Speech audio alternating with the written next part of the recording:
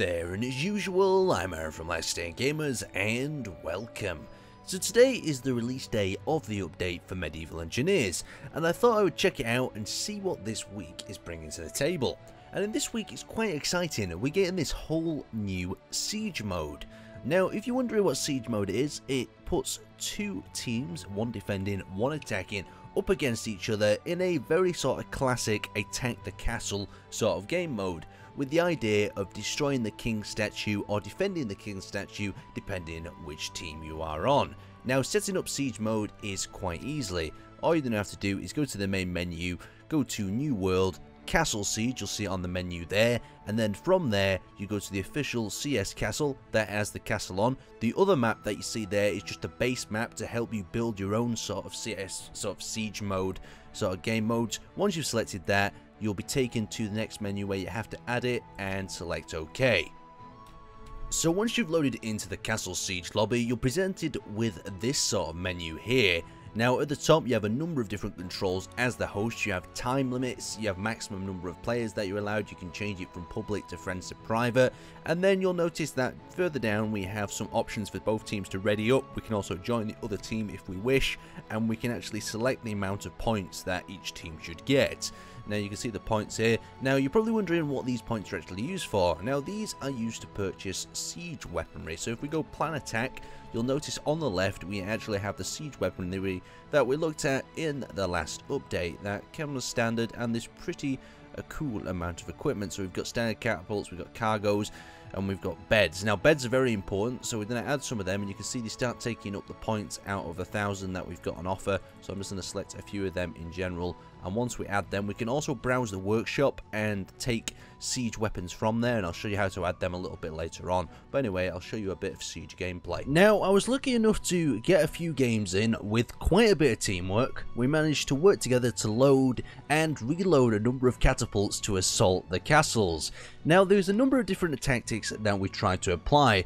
We originally started with a conventional sort of siege. We surrounded the sort of castle with a number of different catapults, slowly edged closer, shot by shot, and it was a bit of a shootout between who had the most catapult accuracy. Then we thought we'd take it to the next level. While the defenders weren't looking, we approached from another side with one of these siege sort of ramps that you can ramp across, and we decided to go directly for the tower. So it required us to hop up onto the actual machine itself, push it over using our combined strength, and launch it into the tower. You can see a bit of the machine snaps off and debris appears, but we managed to get into the tower where one of the attackers splits off, goes for the actual king statue, where I go to try to disable the entrance way for the defenders to actually get up and stop us from destroying that statue. I managed to find one of them off guard here, and I swing at the back of his head for a lucky little kill here.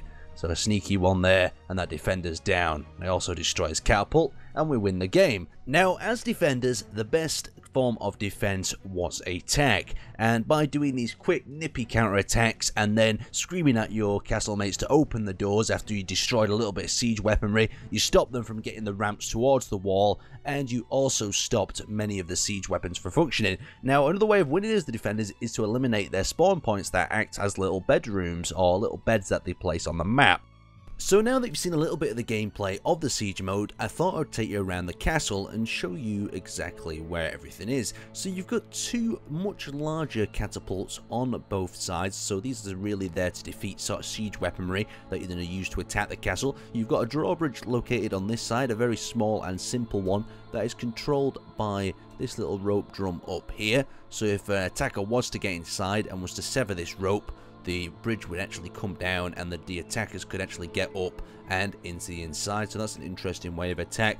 Now, the main sort of king statue is located within the walls of this building here, down this very small sort of staircase, and it also acts as a last sort of line of defense as a spawn point for the defenders. Otherwise, their spawn points are located around the place in various beds. You can see there. We've also got a locking door that gains access to this part of the castle. So the only way apart from breaking through the walls to get into this turret of this castle is to get into this secondary area here. So you can see there's a door that can be locked by tying a little piece of rope to it, and you've also got a secondary drawbridge leading up to the top, so another level of defenses that attackers are going to have to beat, unless you use your siege engines to get straight up onto the side of this. So before we end this video, I wanted to show you how to use these catapults effectively on these castle turrets, as well as throwing the stones. So we've thrown the stones before by accessing them from the menu, but if we go to T, you can see I've selected the pickup hand, and if I right click, you'll see that I can actually throw these stones. Now, from what I've been testing, if you fire them at someone, you will kill them pretty much instantly if you get a good enough shot, and I'm simply right clicking to throw the stone. If I left click, you'll see what happens. I just drop it, so you can use that to drop that on someone's head. Now for the castle, or the sort of battlements themselves, you've got these two catapults, and you can control them by pushing them around at this rear part, and to lock them into position, the devs have recommended that you tie the ropes. And notice how I'm pressing T and the ropes are not tying. That's because you actually have to manually select the rope, like you can see I've done on the menu on the bottom, and I'm going to click to each of the points like so, and now that will seal that in position. So if I nudge that, it's not going to move, and if I go back to my hand mode and select the cannonball, you'll notice I can actually jump up onto the side and load this thing into the machine. So there we go, I've placed that in the side. You've also got two mini catapults on the side, so you've got a maximum of 3 shots. And if we disconnect that, if we can, so we have to select number 3, and there we go, we should be able to disconnect it. Can we disconnect it? Maybe we'll just activate this instead, it'll make it a bit easier. So you can launch all 3 projectiles at the target. You simply re-engage your piston and then hit shift and T, and you can crank your catapult back. So it's a simple sort of design, and this castle is going to make for some amazing siege, but I'm more excited to see what sort of siege castles that you guys make. I'd like to thank you guys for watching, and I will see you